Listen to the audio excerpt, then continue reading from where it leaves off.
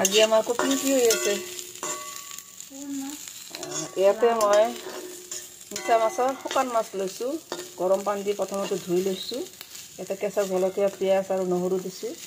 দি তেলত অলপমান লৰাই চৰাই ভাজি দিছোঁ তাৰপিছত অলপমান পানী দি দিছিলোঁ সিজাই লৈছোঁ এতিয়া আৰু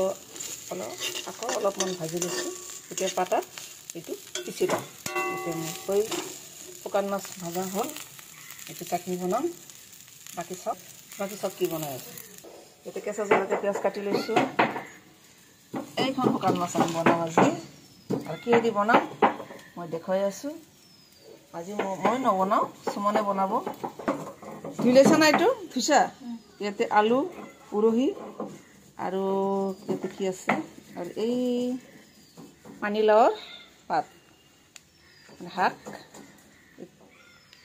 এই তিনিটা চব্জি দি আমি শুকান মাছ কাংলা শুকান মাছ বুলি কয় সেইটো বনাম সেইটো কি কৰি আছা নহৰু বেছি আছে সেইটো হ'ল গেছ বন্ধ কৰি দিলোঁ মই ইয়াতে কি দালি পানীলাও দি আৰু বিলাহী দিছা না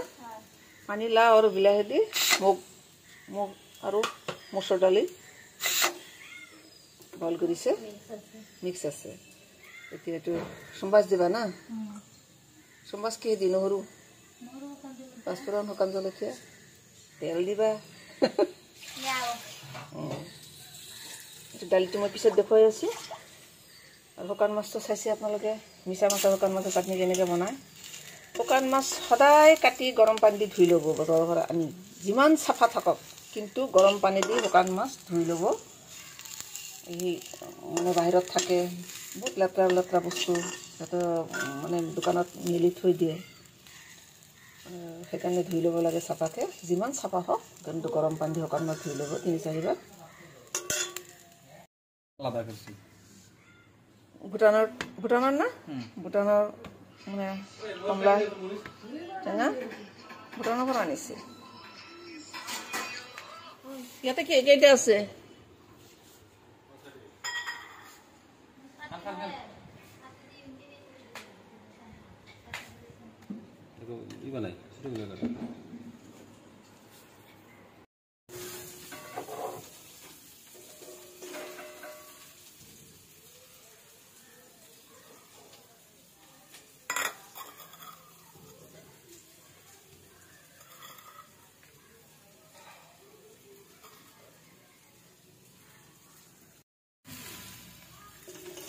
কমকে দিয়া নিমখ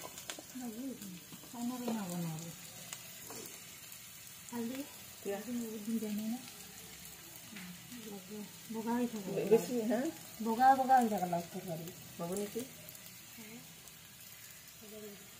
শুকান জলকীয়া পাউডাৰ বহুত ভাল বেছি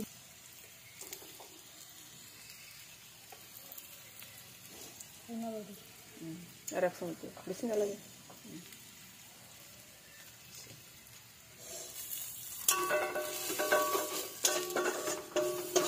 পানি গানে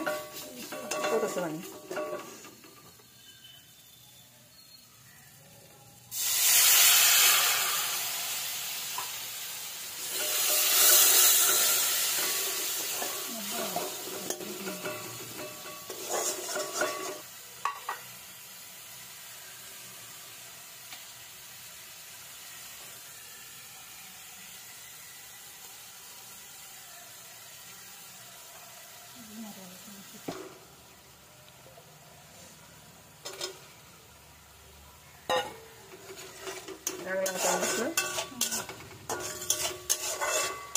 ডাঙৰ মাছ উপায় না যিমান যি হয় ডাঙৰ হওক সৰু হওক দি ল'ব লাগে মই গৰম পানী কাটিছোঁ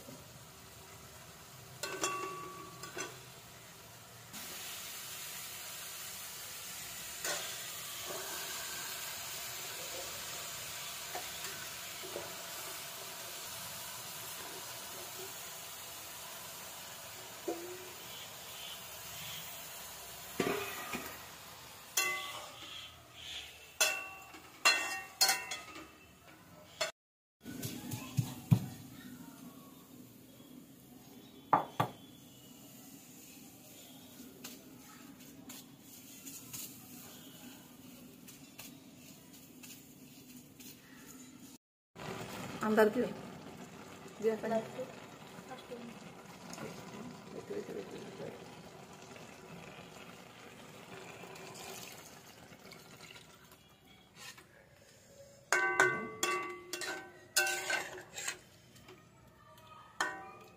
Sandali so.